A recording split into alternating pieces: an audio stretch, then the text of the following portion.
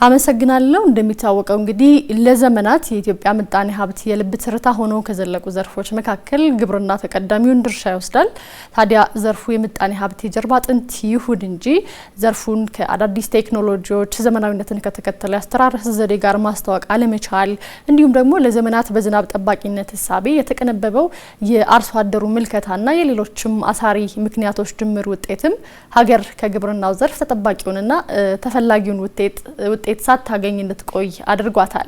ለዚህ ማሳያነትም እንግዲህ በየአመቱ ከ1 ቢሊዮን ብር በላይ የሚሆነውን የሀገር በጀት በመመደብ ስንዴን ከውጭ ስታስገባ በቆየቷ ነው። ይህን ጥቁር ታሪክ ለመፋቀብ እንግዲህ በ2011 ዓመተ ምህረት በ3500 ሄክታር መሬት ላይ የበጋ መስኖ ስንዴ ልማት ተጀመረ።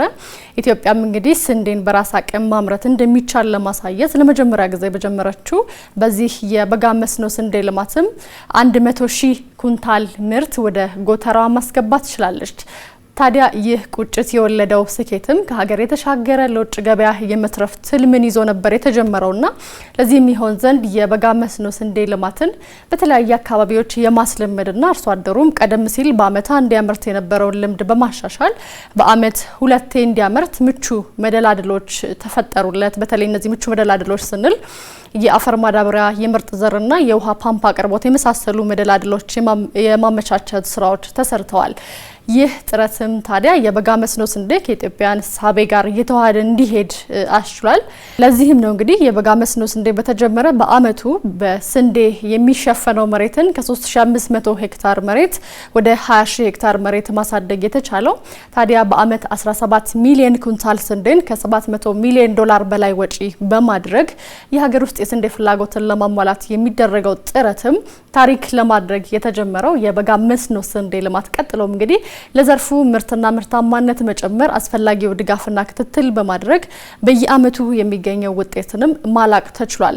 ለዚህ ማሳያ የሚሆነን ደግሞ በ2013 ዓመተ ምህረት የምርት ዘመን ቀደም ሲል ከነበረው በላቀ ደረጃ ከ180,000 በላይ ሄክታር መሬትን በበጋ መስኖ ስንዴ መሸፈን ተችሏል። ታዲያ የበጋ መስኖ ስንዴን አነሳን እንጂ መኸርንም ጨምሮ በሀገር አቀፍ ደረጃ ስንዴን የማምረት ስራዎች በተጠናከረ መልኩ ሲሰሩ ነበረ። እንዲህ እያለ እንግዲህ 2016 ዓመተ ምህረት ላይ ስንመጣ በምርት ዘመኑ የኢትዮጵያ የስንዴ ምርትን 230 ሚሊዮን ኩንታል ማድረስ ያስቻለም ነበር። እንግዲህ ኢትዮጵያ በቁርጠኝነት ውጤትን ሽታ ትሩፋትን ፈልጋ የገባችበት ይህ የበጋ መስኖ ስንዴ ልማትም ሀገር የምግብ ሉዓላዊነትን ለማረጋገጥ የጀመረችውን ጉዞ ከመደገፍ ረገድም እንዲሁ አይነተኛ ሚና እንደሚኖረው ታምኖበት ነው። ለዚህም ነው እንግዲህ በየአመቱ የሚገኘው ምርት ከሺዎች እስከ ሚሊዮኖች የደረሰ ምርታማነትን ማሳየት የተቻለው። ስንቀጥልም እንግዲህ በ2017 ዓመተ ምህረት የምርት ዘመንን እናገኛለን። በ2017 የምርት ዘመንም ከ280 ሚሊዮን ኩንታል በላይ ምርት ነው መሰብሰብ የተቻለው። በ3500 ሄክታር መሬት ላይ ነው የኢትዮጵያ የበጋ መስኖ ስንዴ ልማት የተጀመረው። ዛሬ ላይ ደግሞ አድጎ ሰፍቶና መንድጎ በ2018 ዓመተ ምህረትም 4.29 ወይም ደግሞ 4.29 ሚሊዮን ሄክታር መሬት ላይ የስንዴን የበጋ መስኖ ስንዴን በማልማት 175 ሚሊዮን ኩንታል ምርት ለማግኘት ታቅዶ ሲሰራም ነበረ። ታዲያ ይህ ታላቅ ሀገራዊ ንቅናቄ ዛሬ የተደረሰበትን ትሩፋት ያስገኝ ዘንድም ትላንት ላይ የተደረጉት ዝግጅቶች ትልቅ ሚና ነበራቸው።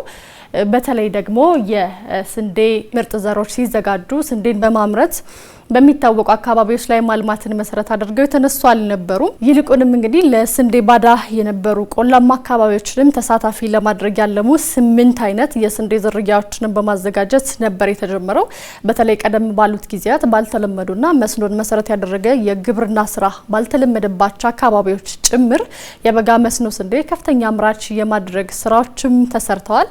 ከዚህ ባለፈም እንግዲህ የባለሙያ ድጋፍ፣ የግብአት አቅርቦት እንዲሁም ከሎጂስቲክስ አኳያ መስኖ ስንዴ ልማት በሚለማባቸው አካባቢዎች ላይ ስራውን በተቀናጀ ሁኔታ መስራት እንዲያስችልም የተሽከርካሪ ድጋፍ በማድረግ እንዲሁም በሁሉም አካባቢዎች ምርት እንዳይባክን በሰፋፊ ኩታ ገጠም እርሻዎች ላይ እንዲሁም በሜካናይዜሽን የታገዘ የምርት አሰባሰብ ስራ ጨምሮም በርካታ ስራዎች ተሰርተዋል። በአጠቃላይ እንግዲህ ኢትዮጵያ በስንዴ ልማት ዘርፍ የጀመረችው ስራና ያስመዘገበች የምትገኘው ውጤት በስንዴ ምርት ከአፍሪካ ቀዳሚዋ ሀገር እንድትሆን አስችሏታል።